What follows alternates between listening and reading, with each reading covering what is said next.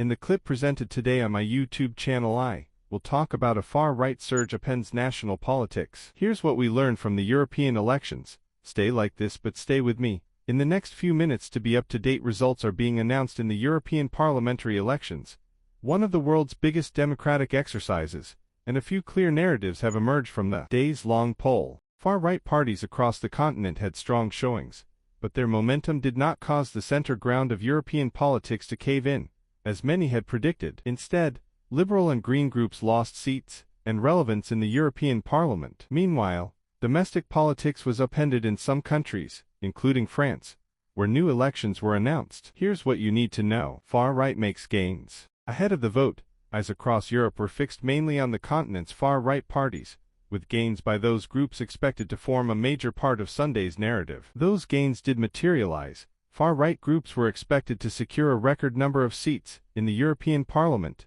dealing a major blow to the continent's establishment leaders. Far-right parties were set to win around 150 of the Parliament's 720 seats. An exit poll projected, potentially frustrating efforts by mainstream parties to form majorities needed to pass laws. Most of the far-right gains were concentrated in countries that elect large numbers of seats: France, Italy, and Germany. But the parties must still work to build a consensus if they are to maximize their political threat. Germany's AfD is politically homeless. It was removed from the far-right Identity and Democracy party after its main European candidate, Maximilian Krah, said he did not consider all members of the Nazi group, the SS, to be criminals. Several other far-right parties are among the non-aligned NE group, predicted to secure 45 seats. The center holds. Despite a far-right surge, the centrist European People's Party, EP, was the biggest single winner on Sunday night. European Commission President Ursula von der Leyen said in a speech late on Sunday that the group,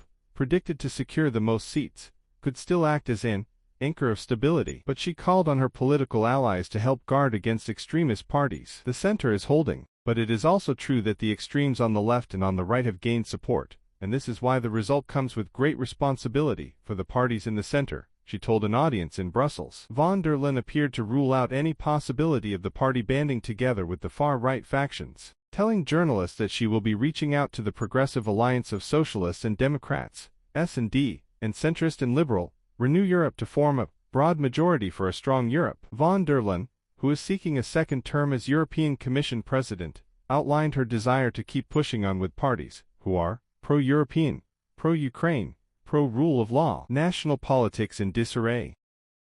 The results massively disrupted politics in several European countries, as gains from previously fringe groups became impossible for some leaders to ignore. French President Emmanuel Macron called a stunning snap election on Sunday after his party was trounced by Marine Le Pen's far-right National Rally, RN. "I have decided to give you back the choice of your parliamentary future by voting. I am therefore dissolving the National Assembly this evening," Macron said. The elections to pick a new parliament will take place on the 30th of June and the 7th of July. France's main far-right electoral lists in the European elections took more than 1 in 3 votes cast, according to official results from the French Interior Ministry Monday. France returns the European elections list for Marine Le Pen's RN party, and the list headed by her niece Marion Maréchal won 36.83% of votes cast, more than the next 3 parties combined. In a celebratory speech at the RN headquarters before Macron's shock announcement, party leader Jordan Bardella said the unprecedented defeat for the current government marks the end of a cycle and day one of the post-Macron era. Belgium's Prime Minister Alexandru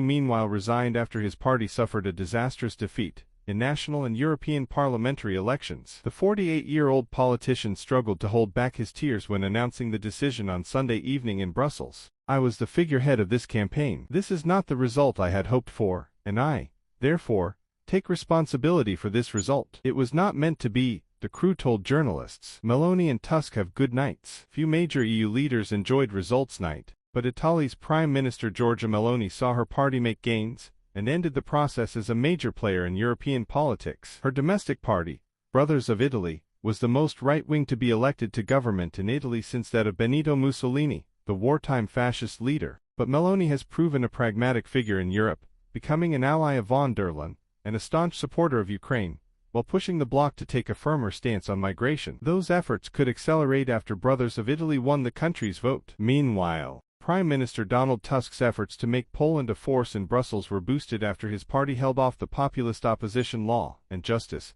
(PiS) group to secure an outright victory. Tusk has rebuilt Warsaw's reputation at the European table after defeating PiS in a national election last October. The former European Council president made reintegration with Europe a key pillar of his campaign and his time in office. While the strategic significance of Poland to the bloc has increased following Russia's invasion of neighboring Ukraine, Brussels mainstream leaders will also be relieved that Hungary's authoritarian Prime Minister Viktor Orban, for so long a thorn in the EU's side, was dealt a blow on Sunday. His party Fidesz suffered its worst European election results to date, ceding ground to its center-right opponents. Greens fall back. As fringe parties on the right made gains, left-wing groups, and in particular the Greens, were squeezed across Europe. Early results show that Green support in France and Germany suffered especially huge drops in seats. The losses in Germany and France are obviously a blow. Bas Eickhout, the Greens, EFA vice president and lead candidate of the European Green Party, admitted in a statement as results came in. The group insisted they would work to push the new parliament to prioritize work on the climate, but their standing is severely diminished, and it remains to be seen how much Europe's leaders will need to rely on their support. The European Commission announced one of the world's most ambitious goals to slash planet heating pollution in February, but faces opposition in rural areas around the continent, with farmers' unions saying the plans represent a threat to their livelihoods.